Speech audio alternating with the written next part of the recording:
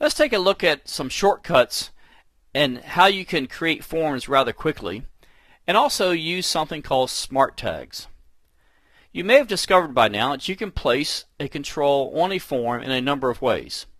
For example, if I wish to place a button on a form, I can simply select it from the toolbox and then move my mouse over to the form and draw and drag the button in its place. An alternative to that is to simply double click the button in the toolbox, and you notice what happens. It is placed over top of wherever the last button that I placed on the form previously. Once it's there, I can then move it around. I'll delete these by simply pressing the delete key when selected. So again, for example, I could select a label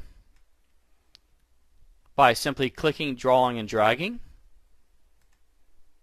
Or I can simply double click label, and now since I don't have a label on the form, it automatically defaults to the upper left corner of the screen.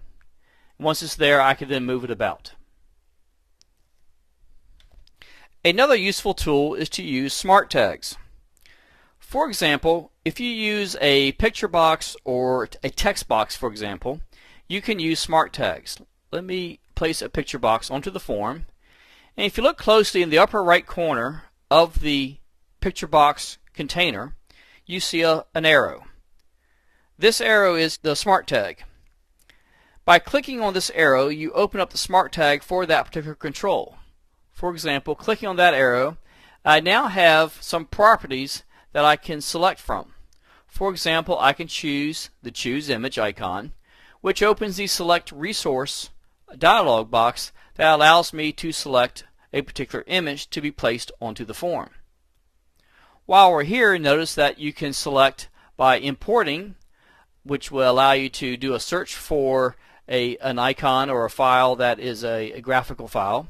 Or if you have a local a file that's stored on your local computer, you can choose Local Resource and then import it from that location by choosing Import. So the smart tags are simply a shortcut for making changes rather than going to the Properties window. Not all controls have smart tag technology. Another one which does is the text box. Again, if I draw a text box onto the form, you will see that there is a smart tag. Click on the smart tag, and what's available to me is the multi-line property. The multi-line property allows you to display multiple lines of text. As you can see, it automatically makes the text box larger once I select multi-line. Clicking away from it then allows the smart tag to go away, and then you can choose that control again.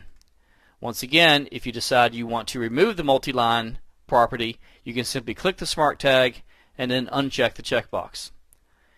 The same effect is by simply going to the Properties window and choosing multi-line and choosing True. But the smart tag simply gives you a shortcut or a little more convenient way of doing so. As we progress in this tutorial, we will stop and share some other shortcuts and quick tips that will allow you to make the whole programming and design process much faster. It just takes practice to experiment with these controls and to find out how to effectively use them.